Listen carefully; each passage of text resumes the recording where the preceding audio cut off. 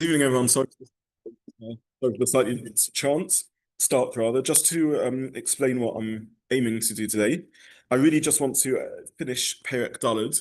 I think it will be a slightly shorter share than normal because again I have to go after at about 1:45, unfortunately. Um, and this will also unfortunately be the last share before the summer break. And it's a convenient, albeit sad, place to stop because this is really, with this, we have finished the first chunk of Ezra, which is basically the first attempt at a return to Zion, stalling in its tracks. So, a reminder of context. We are, at least according to Rashi and Chazal's understanding of the dating, in the reign of, well, the Pasuk says we're in the reign of Koresh, that's clear, Cyrus.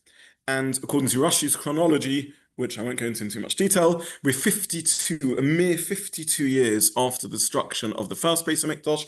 And as we saw, there are people there who come back who still remember the first Beis HaMikdash. It's only 52 years, so there are people that remember, Zakanim, elderly people who still remember the first Beis HaMikdash. There's people that still remember where their properties were before they went into exile, and they go back and try and settle where they were. It's only a very low number that return, 40,000 people. Initially, they scatter through the lands of Israel. Maybe there's even some representatives of the 10 tribes who come with them, and maybe they even encounter some cousins who remained behind. Maybe not everyone went into Golos. And there is this great buzz and excitement, but they're spread too thinly. They return to Yerushalayim. It seems almost, we saw in Perek Gimel, almost by instinct, everyone flocks back to Yerushalayim at the beginning of Tishri, and they embark on this project first of rebuilding the Mizbeach and then rebuilding the Beis HaMikdash. And they consciously or subconsciously mimic the project of Shlomo HaMelech when the first Beis HaMikdash was built, the same dates, the same building materials. They're importing arazim, cedars from Lebanon, and there's this great excitement. That's the context. Then in chapter 4, which we saw last week, a group approach the Yisrael, and they say to them, "Can we join the project?" And for reasons which aren't entirely clear, Zerubbabel, who is the political leader, and Yeshua, who has sort of stepped forward almost from nowhere as the Kohen leader, and he's a grandson of the last Kohen Gadol. We looked at his yichus. They step forward and they say, "No, we don't want you to be part of this project. We're doing what you're doing. You do your stuff." And it's unclear. I mean, these people who approach are described as Sorei Yehuda Binyamin, the enemies of Yehuda and Binyamin, and yet they seem to approach in a very beautiful way, Pasuk base, and say, let's join in the project. We also serve Hashem, as do you. So for those who have joined online and for those who are listening to the recording, we're going to start off using the same link as the same handout, I'm sorry, as we used last week or 2 weeks ago rather. And I've just posted the link. That was the top link I posted for those who were originally and now just now posted. And if you click on that, you'll see the psukim of chapter 4, along with large chunks of Rashi that I also printed. And all I really want to do is try and learn through the psukim of chapter 4 together and understand what's going on. So again, quick reminder, they approach, in Pasuk 2, they approach Zerubbabel and they say, we want to serve Hashem. And the Kriyok Siv, the textual change of words in Pasuk base indicates that maybe they're not completely sincere. They say, to him, to God we serve, or we do not serve him. For some reason, they're rejected, either because they are deemed to be a political threat or a spiritual threat. We saw that maybe these people are not sincere, maybe they are maybe they have some form of recognizing Hashem as one amongst a family of gods. And we saw who are these people. They are the descendants of the so-called Samaritans or Kusim, who were brought by Sancherev to occupy Eretz Yisrael in the first temple era, once the land of Samaria, of Shomron, was emptied of its Jews when the 10 tribes were exiled. That's a summary of where we were up to. And for those that the summary is unclear, please listen to the recording and from 2 weeks ago, and all that will be clear. Okay, so basically, what's now happened is that this very weak Jewish colony, which had enough troubles to start with, it's vulnerable politically to everyone who's around and the neighbors who don't like them coming back, is vulnerable to the machinations of Persian court politics, now has a local native population who's also antagonistic to their return because they, wrongly or rightly, rejected their attempt to join in the project of building the Beis Hamikdash. And in an uncanny resemblance to the modern return to Zion, they say to the Jewish people, you're the newcomers, you're the colonizers, you're turning up here and trying to occupy. We're the inhabitants, we're the natives here. And they turn to the power that has hegemony over the area, not the USA here, but the Persian courts, and they employ lobbyists to stir up trouble and say these Jews who are building are troublemakers, they're unreliable, stop the project. So a very, very brief overview of the chapter, and then we'll learn it we'll look at a detail with a little bit more understanding. Pasuk Daled in the handout, which I posted in the chat and online. Pasuk 4. So Pasuk 1, 2, 3 says that these attempted joinees have been rejected. Pasuk 4. Vayehi am haaretz merapim yedei am Yehuda. The am haaretz, the people of the land, were weakening the people of Judah, or mavalim osam, and hassling them, livnos, from building. So a number of features here. The Novi, the Ksuvim, Tanakh, seems to be playing with terminology deliberately over here, and it calls these people who are rejected, they are the Am Haaretz, they are the people of the land. Why? Because this is how they self-identify. They say, we are the real residents of Eretz Yisrael. Who are you? You're the Jews. You're Am Yehuda. Why are you coming back? Go back to Bavel, to Persia. So I think the Novi is deliberately playing with the words, and they are now referred to, the opponents are the Am Haaretz. We the Aboriginals, we're the natives who have lived here, you're the outsiders who have come along. And what do? They engage in a twofold attack. Merapim Yedei Am Yehuda means they weaken the hands of the people of Yehuda, which the Malbim says means psychologically. They're criticizing the project. They're saying to them, why are you doing this? You'll never succeed. You're not wanted here. This is a failed project. And Mavalim Osam, they're hassling them. There's constant harping on. What does Mavalim Osam and hassling them mean? It's not outright war. They're not going to battle, but they're throwing stones, they're damaging infrastructure they're trying to build. They're hassling this attempt to re-establish colonies in Eretz Yisrael. Pasuk 5, V'soichrim aleim yatzim.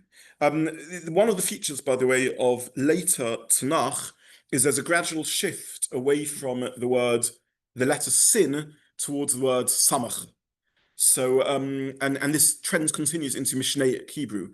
So just to give you an example of this, you have the word soita, the adulterous wife, that in Tanakh is with a sin, and in Mishnaic Hebrew is with a samach. And you have other examples there. So here in Pasuk K, we have this word v'soichin aleim yatzim in biblical Hebrew, and indeed in this case, even in Mishnaic Hebrew, it's spelt with a sin, but in later Nach, it's spelt with a samach. So v'soichim is this unfamiliar word, but it will be familiar if you read it with a sin. They hired against them advisors. So these are political lobbyists. In others, who are the connected people here? So the Amei Haaretz, the locals, feel disconnected. They're living in faraway Eretz Yisrael. They don't know how Persian court systems properly work. They're far away from the centers. They look at the Judean invaders, and these Judean invaders seem to be very politically connected. They've got access to the superpowers' capitals. Why? Because Zerubbabel is a representative of the Jews who has been appointed by Koresh, and the Jews still have the diaspora in Persia and Babylonia who are very connected. And how are they meant to engage with things? They don't know how to do it, the locals. So they hire political consultants. That's what this pasuk tells us. They hire counselors to frustrate their purpose. And these people work on lobbying through to the era of the reign of Darius. So if we look in Rashi, you do have Rashi printed, but actually in the interest of time, we're not going to learn Rashi here inside. Rashi explains the lineage, at least according to how Chazal understood things, and already we discussed the historical issues around this. But basically, Koresh is the Cyrus the Great. He's the one who launches the project of Return to Zion. We saw that the historical records of this is now known about archaeologically, that he wants to empower the locals in his empire. And it's not a simple project to turn the court of public opinion against the Jewish people. This doesn't happen overnight. And they are lobbying. And again, sadly, I don't want to overplay the comparison, but sadly, the same thing. For an extended period of time, the Jewish project is safe, but gradually there's an erosion of support of the project. And how long is this lobbying going on through? Through the reign of Koresh, through the reign of his successor, or eventual successor, who is our old friend Achashverosh, and through to Daryovesh, who, according to Chazal's understanding, is the son of Achashverosh, perhaps the son of Achashverosh and Esther, actually, in which case halachically a Jew, but not someone who has a Jewish identity in a conscious way. So the lobbying carries on through all these reigns. And finally, Pasuk Vav, Pasuk 6, of a Malchuch Achashverosh, and in the reign of Achashverosh, who is either the successor or a successor of Koresh, maybe several generations later, they finally feel ready to act. But Tchilas Malchusa, at the beginning of his reign, Kosvu Sitna, they wrote an accusation, this was Pasuk 6, Al Yoshve Yehuda of Yerushalayim, against the settlers of Yehuda and Yerushalayim. And the rest of the chapter is going to be a description of their letter. And basically, we'll look at these psukim in more detail, but in a very confusing sequence of verses, 7, 8, 9, 10, 11, there's a lengthy introduction which is very unclear as to how this letter was written. But basically, it tells us that they write to a king who is unidentified. We're not clear who this king is. They write in Aramaic language and font.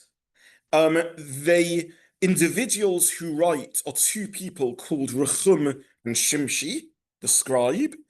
And at great length, it describes language which is very unclear, a letter which somehow emerges in which they claim to be speaking on behalf of all the local inhabitants, and it lists a whole load of tribes or micronations that live in the area, and they're all writing to the king, and they say there's a disaster facing you, there's a problem going on. What is the problem? We now turn to Psukim 12 and on, and this is the text of the letter, and you can just look in English to get a taste of this. Basically, the Jews are rebuilding the Beis HaMikdash and the city, and they are fortifying the walls, which was not included in the charter given by Koresh. He didn't tell them they could necessarily rebuild the city and the walls. He said you can resettle the land and rebuild the Beis HaMikdash. Why are you building a fortress? Why are you building the walls? But that's what the Jews are saying. And then they say, we care about the palace. We love you, Persian overlords. We care about the palace. We're worried. And then they say to the king, whichever king they're writing to, look in the historical archives. Now, we know there's historical archives. Again, this is familiar from Divrei Hayomim, Asher Melech Paras Modai. This is familiar from the Esther story. Look in the archives, and you will see that the Jews were always a troublesome lot. Look in the history books, and you will see that the Jews used to rule over the whole area of the other side of the river. What do they mean, the other side of the Jordan River? They don't mean what we call Transjordan, because they're writing from the perspective of Persia, which is Iran. If you're going in the Iranian direction, the other side of the river is what we call Eretz Yisrael.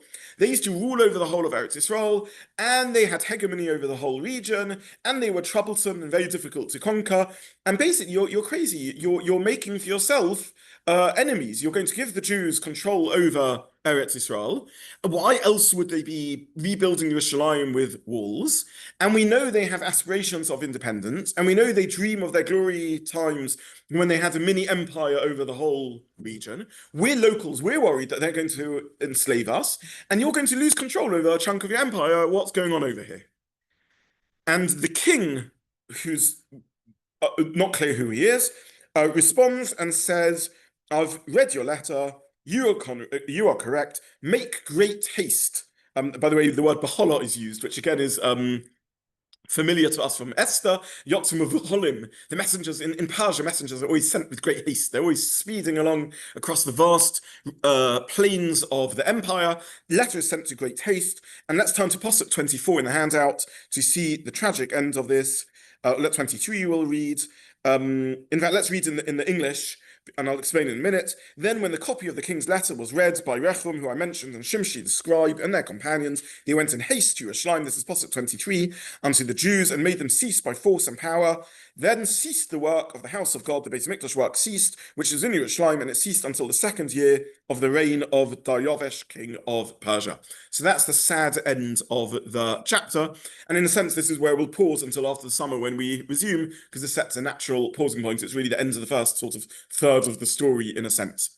Seems a bit like an early example of United Nations resolution again. Yeah, exactly that. It's not, they're not United Nations here, they're the USA. This is the world power turning its back on the Jewish colony project. Okay, now there's a lot to unpick in this summary that we've just read. First of all, let me make a comment about language, and this is why I was reading the English, not the Hebrew, because at this point, the Sefer switches from Hebrew to Aramaic. Why does it switch from Hebrew to Aramaic? Because it is reproducing the language that's used for correspondence by these individuals. So just a sort of a little bit of context, Aramaic is a Semitic language, not massively dissimilar to Hebrew, but not easily understandable by a native Hebrew speaker. But if you sort of look carefully at words, you can often see that they are similar or not too dissimilar from Hebrew. A bit like Arabic is another Semitic language. Aramaic is more similar to Hebrew than Arabic is. And that is the language that was spoken in Bovel. Now, broadly speaking, let's just remind ourselves a little bit of the geography of the Middle East and how things are working. So, the center of the empire that conquered Eretz Yisrael and destroyed the Beis Hamikdash is Bovel, or Iraq, the Babylonian Empire, ruled by Nebuchadnezzar, the destroyer of the first temple. A relatively minor and unsophisticated corner of the empire, Persia or Iran, takes over the empire in the era of Koresh, in a spectacular military coup.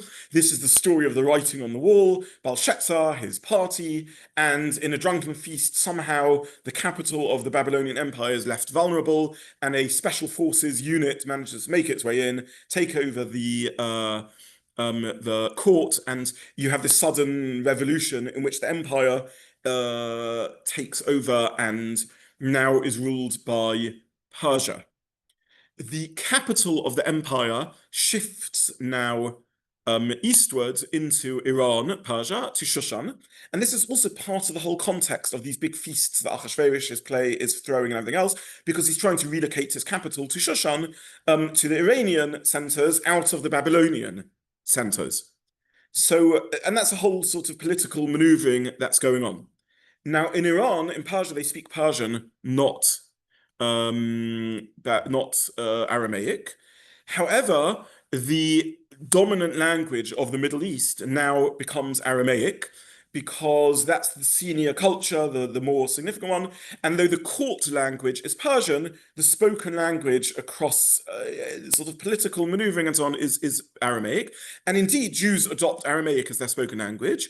So if you were in Eretz Yisrael in the Second Temple era, many people, perhaps most people, would be speaking Aramaic, not Hebrew.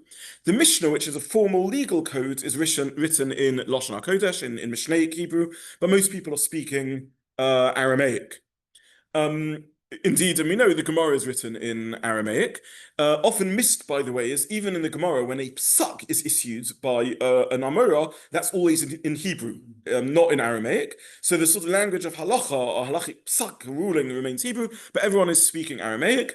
And broadly speaking, Aramaic remains the dominant language of the region until the hordes sweep out of the Arabian Peninsula with great force and energy after the rise of Islam, and Muslim Arab warriors conquer the whole of the Middle East, and now Arabic becomes the spoken language, and Aramaic sinks into minor corners and is a near extinct language now, remaining on perhaps some of the Kurdish hilltops and sort of very remote regions, but not really a spoken language.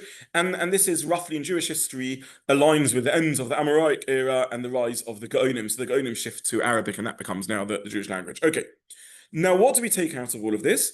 Again, what you have is an empire which is largely Babylonian dominated, Aramaic dominated, being ruled from a relatively new capital in Persia, which is Persian speaking.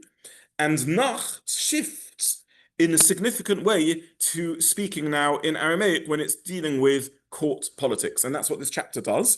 And from the point of view of a student of Tanakh, this becomes very difficult because we're less familiar with Aramaic than Hebrew, and it becomes a little hard to translate. And that's why I read the English translation over here. Aramaic is a very ancient tongue. It's as ancient as Hebrew, and it does make appearances here and there in other parts of Tanakh.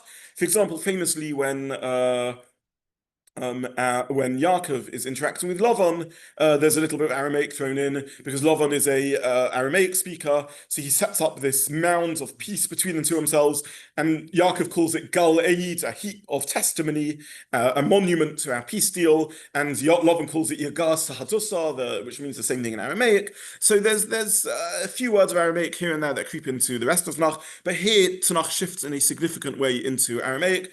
And I'm afraid it's just something we're going to have to grapple with and handle the text. So that's what's going on in the background. Let's talk a little bit about chronology, again, just to be clear on the timing. So the stirring up trouble, the political lobbying against the Jewish people, the new Jewish settlement, starts in the era, again, Pasuk 5, starts in the era of Koresh, who was the very individual who decreed the return to Zion, goes all the way through to Daryovesh, who is several generations later, and according to Chazal's understanding, the son of Achashverosh. And in Pasuk Vov, in Pasuk 6, in the times of Achashverosh, they write a letter of stirring up trouble. When do they cease the work of Hashem? Not entirely clear. When is it resumed? In the second year of the reign of Daryovesh, that's Pasuk 24 that we saw, that's when things are resumed. How long is the gap in which nothing is able to move forward? According to Rashi and Chazal's understanding, 18 years, which now adds up to the 70 years of exile that we've discussed previously, because we mentioned that the first attempt at return to Zion is 52 years, 52 plus 18 is 70.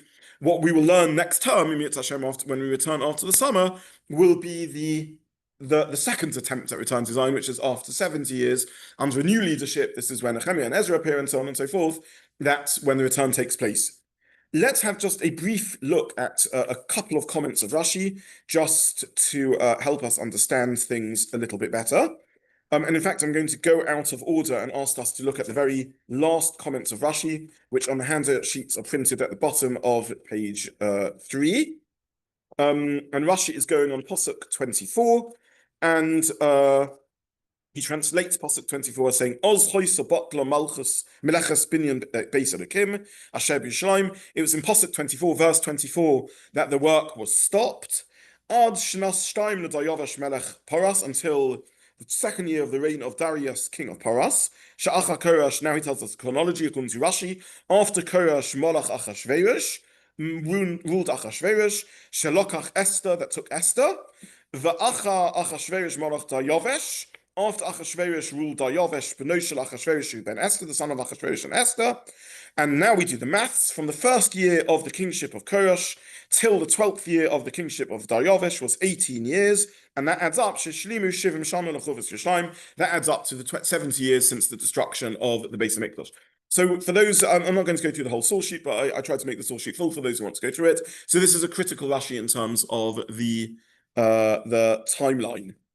Let me just highlight a couple of other Rashis. Sorry, yes. Am I right that the story of Esther, was that over 9 years? Was it? From Shushan, from the beginning of the opening of the book, till the downfall of Haman is, as far as I remember, 9 years. So yes. Yes, exactly. Yes, exactly. That's during this 18-year interregnum, according to this understanding. In other words, the first part of the book of Ezra is it shouldn't really be called Ezra, but, I mean, it is Ezra, but it's not really, Ezra hasn't yet appeared in the scene. Zerubbabel's return to Zion is pre the story of Megillas Esther, according to this understanding. Now, what we need to unpick, and actually I'm going to stick to the English translation here just to avoid ourselves getting stuck in the Aramaic, is exactly when was the decree cancelled or removed of allowing them to continue with the project of building the Beis Hamikdash. So Pasuk 5 tells us that they are troublemaking all the way through from the days of Cyrus all the way through to Darius when he eventually allows them to return. Pasuk 6 tells us that in the reign of Achashverosh, they send accusations against the inhabitants of Judah and Jerusalem. Pasuk 7, which is confusing, says, let's read this, just the first two words in Hebrew and then in English the rest. Pasuk 7, Uvimei atar chashto, in the atar tachshasta. Okay, which is translated into English as Artaxerxes. Okay, so in the reign of an individual called Akatashra, who is this individual? Who is he? How does he fit into the timeline? So were it not for the traditions of Chazal, we would say this is another king, known in secular world as Artaxerxes, who indeed is known about, and that it looks like the lobbying continues beyond the Daryavesh who is mentioned, or over the time, and there is another king over here, perhaps after Achashverosh, who receives the letter. That's how it would appear. Chazal, according to Rashi, understand there is no other king, and they translate this to mean a generic name for the ruling house of the Persian kings. So this doesn't refer to any individual. It means in the days of this Persian ruling dynasty, this letter is written. Rashi then brings another tradition that the individual king who is engaged in this conversation with the lobbyists and who eventually removes permission from the building project is no less a figure than Koresh himself, Cyrus the Great himself. And it was the same king who we thought was Mashiach, Yisrael Hashem, was the Messiah, messianic figure, almost not Messiah, but a figure who really is anointed by Hashem for this great mission. He, unfortunately, withdraws permission. So there are, again, I don't want to go too much into the technical issues, but there are timeline problems here again, which relate to the same timeline problems that we discussed at the beginning. Now, you may say to me, why am I looking at non-Chazal sources? If Chazal have this version of chronology, let's just issue Chazal. And the answer is because we saw that even some of the Bali Peshat believe it is justified to take a different reading here to Chazal, and we saw a piece from Shimon Shrab, we saw Gedolim through the generations have grappled with Chazal's understanding of this, and whether it's the only way to understand it, or did Chazal even mean this as a chronology? Did they mean this as when they said that, for example, this chronology could be read as saying there's two Dariuses. Because if you read it in sequence order, it talks about Koresh to Darius, to Achashverosh, to this Artaxerxes, through on. So you could read it, and then the Darius who lets them return could be another Darius. Indeed, chronologically, we think there were two Dariuses. So the Bali Pshat opens the idea of taking a different chronology. We're not going to get too caught up in that issue, other than to say that Chazal understood that it is Koresh himself who withdraws permission, which is quite shocking, and the return happens by the son of Achashverosh, who is also the son of Esther. That's how they understand the chronology, shrinking this whole dynasty into 18 years. And as I said, the secular historians expand it into as much as 130 plus years. So there's different ways of understanding the timeline. Sorry, David, did we want to ask something? No, fine. Yeah, okay. So that's the first issue. Let's have a quick look at Rashi just so that we see this inside, because again, I'm just highlighting a very critical Rashi in this, which is Rashi on Pasuk 7. Uvimei atachashata. It says Rashi, who Koresh Melech Bovel. This figure in Pasuk 7 is Koresh himself. And then I put in bold, Atachrashta al Shem HaMalchus. The king, the dynasty, perhaps you would say, is where the name comes from. Or Seder Olam, and then Rashi brings Seder Olam, which is the book we mentioned earlier from the Tana Rabbi Yossi, which is a history of the time. Motzasi Daryavesh. It's Daryavesh who is this person. And then Rashi concludes the only way of resolving is V'chola Malchus Kula Nikres Atal Chashta. This is a dynastic name, not an individual name, a bit like Pharaoh or Paro. So Paro doesn't refer to an individual, it refers to, it was like a dynastic name that was taken on by all the rulers. And similarly, that's how this term should be understood. Okay, so what we've established so far is that in a chronology that's not entirely clear, one of the Persian dynasty, according to Rashi, though maybe not Chazal, maybe yes Chazal, Koresh himself, ends up withdrawing permission, and it's only restored by a later member of the dynasty, according to Rashi, the son of Achashverosh, Daryavesh, who allows them to return. That's really a summary of the Perek. Now, what I want to look at is a series of confusing psukim, and again, forgive me, because the only way we can do this is by learning the psukim inside. I want to look at a series of confusing psukim, and then share with you a beautiful insight and reading of the Malbim in this sequence. And I hope you'll agree with me that what he does is something very, very special in understanding the psukim. So we now turn to Pasuk 7, 8, 9, 10, and 11, which is a lengthy introduction for bizarre reasons, seemingly, explaining to us the genesis of the letter. Pasuk 12 and on, all the way through, are the letter itself. And we're not going to look at the letter itself in too much detail beyond the summary that I've given you, which is they're basically saying these Jews are rebellious. Look in the history books, they've always been rebellious. Don't trust them an inch. Withdraw your building project or you will lose control of the empire. But we're going to spend a little bit of time looking at the introduction to the letter, and it's really confusing how the letter is written. Who are these players? So have a look, and I'm going to do it in English just because it's easier than belaboring our way through we'll look a little bit at the Hebrew or Aramaic, but I just think. Okay, Pasuk 6. In the days of Achashverosh, they wrote the letter. Pasuk 7. In the days of this dynastic Artaxerxes, the whoever that king is, these individuals wrote to the king of Persia, and the writing of the letter was written in Aramaic character and set forth in the Aramaic tongue. Kosov Aramis, written Aramaically, or Matorgum Aramis, and translated, written in Aramaic. Pasuk 8. Rechum Baal Ta'im, Rechum Baal Ta'im, the commander, for Shimshi Safra, and Shimshi the scribe, Kosru Gares Chada, they wrote a sharp letter, Al Yerushalayim, against Yerushalayim, to the king. And how is it written? Ka Nema, of this sort, of this type. Interesting word to understand. So who wrote the letter? Bishlam and Mitrajaf and Tabil in Pasuk 7, or Rachum the commander and Shimshi the scribe? Who's actually writing the letter? What did they write? Then wrote Pasuk 9, Rachum the commander and Shimshi the scribe, and the rest of the commandments. And now it lists a whole load of local micronations or tribes, the Elamites, the Babylonians, the Apharasites, the Tarpalites, all these people write the letter, and the rest of the nations, all nations. This is a grand coalition. This is, 20 local nations and tribes, all writing to the king in outrage, saying, what on earth are you doing with the Jews? All of them write this letter. And Pasuk 11, this is the copy of the letter they sent to the king, etc.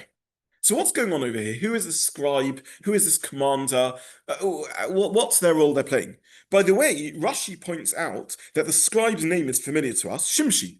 Well, who is Shimshi? So for those of you who remember your Megillas Esther, we'll have a quick look at Rashi on page 4, on page 3 in the handout. Pasuk Ches Shimshi Safra. Shimshi Hayasaifa. Shimshi was the scribe. Who Shimshi Beno Shel Haman? He's Shimshi, the son of Haman. So if you remember your 10 sons of Haman, one of them is Shimshi, so he thinks this is the son of Haman here. Okay, very interesting. Another connection to the book of Esther. It's not surprising that he would be at the forefront of stirring up against the Jews. So what's going on over here, and how are we meant to understand who are all these key players and what part are they playing? So here I want us to turn to the Malbim. I will not look at the Malbim inside because it's too much text. All I really want to do is I wanted you to have the Malbim, and on the WhatsApp group, I'll just post the Malbim for those who are interested in looking at it inside, so that you can click on the link, and I'll post it in the chat. This is a piece from the Malbim, a beautiful, beautiful piece in analyzing these psukim. And the Malbim, just by way of background, was part of the generation in the 1800s, I'm sorry, who had a resurgent interest in Peshat. Him, along with Samson Raphael Hirsch and the Torah Tamima and the Har Mikdava, the Netziv, and a whole array of European Rabbonim who returned to Pshat, and he wrote a outstandingly beautiful commentary on the whole of Tanakh, almost the whole of Tanakh. And what I'm taking here is from him. And he says, I have a number of questions. He says, my first question is, how could they risk writing that the Jews are rebuilding Jerusalem and its walls, when that patently and blatantly isn't what's taking place on the ground? Surely it is an outrageous gamble. I mean, surely if you spread false news, everyone is going to realize it's false news. What they're doing is they're making claims about what's going on in Eretz Israel, and the facts on the ground contradict this. Now, on the one hand, it's probably what they need to do. Because if they say they're building a temple worshipping God, we know they didn't build Jerusalem, they didn't build walls, right? We read that earlier, that they were even nervous to build a base of Mikdash so no one would misunderstand what they're doing. In chapter 3, we read that they first built the Mizbeach, so it would be clear that what they're building is a temple, and then they build a temple around it, and they are deliberately not fortifying Jerusalem. Now, they're only going to win their claim in the Persian court if they can claim they're rebuilding fortifications, because that's the whole claim. They're just building the base of Mikdash, that's innocent, and that's the very thing that Koresh told them to do. So I guess they have to do that, but surely they're playing with fire, because there's a good chance that the Persian king will send his agents to Jerusalem to see what's going on, and they'll see that they've lied. And if they're caught lying, who knows what's going to happen to them? How can they risk lying? Who risks lying? Very interesting question over here. The second thing the Malbim asks is what's going on with this whole sort of description of who wrote the letter and so on. I don't understand it. And the third thing he says is, how can Koresh cancel his decree? We know from Esther that Persian kings don't cancel decrees. They're not able to cancel decrees. They are able to make a new law, but they can't cancel decrees. That's the whole part of the plot in Esther. So how can Koresh contradict himself, or his successors for that matter? How can they contradict the ruling? And the beautiful insight the Malbim offers is that there is very, very clever spin of language going on over here, and deliberate creative ambiguity, manipulating this feature we just discussed, that the spoken language is Aramaic and the court language is Persian. So first of all, he gives us a bit of background, and we know about this from other places in Tanakh, we know about this from the archaeological records, that back in the day, a scribe was an important official. Sometimes they were the only people who were literate, who knew how to write, or the only people who knew how to write official court and legal documentation, and also had some creative room in writing the text. So you wouldn't go to your secretary and dictate the letter. You would go to your scribe and tell them what you wanted to say, and then the scribe would write it in their own language. So who is drafting the letter over here? The answer is two individuals, Rechum, the commander, and Shimshi, the scribe. Who is Rechum, the commander, and who is Shimshi, the scribe? Rechum is the local representative of the king. He's based actually in, we know from elsewhere, he's based in Syria, north of Eretz Israel. So you have a hierarchy. You've got Zerubbabel, who's the representative of the king of Persia, and he's Jewish. You've got all the locals who go over Zerubbabel's head, and they go to Rechum, stirring up trouble.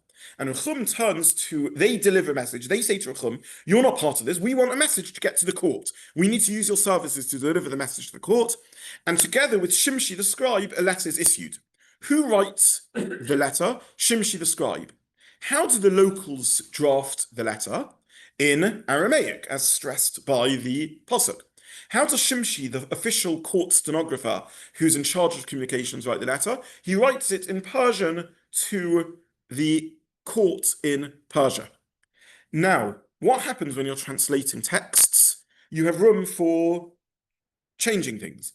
And you also create protective ambiguity in which different parties can blame each other if things aren't entirely written clearly, and the trail is blurred.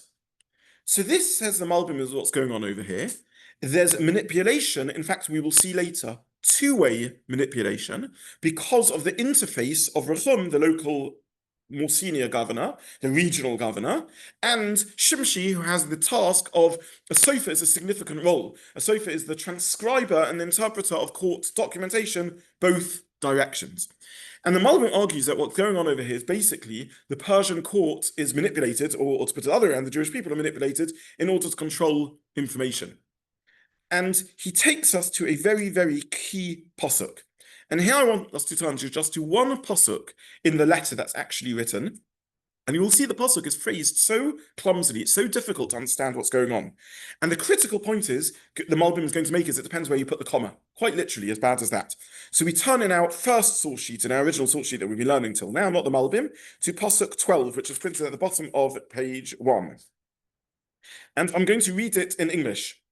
We'll start in Aramaic. Yedia lahavi malka, let it be known to the king, di hodoi, that the Jews, di silku min levasach, that came up from you, alina asil Yerushalayim, they've come to Jerusalem, comma, or semicolon, Kiriosa merdota or beishta, a bad and rebellious city.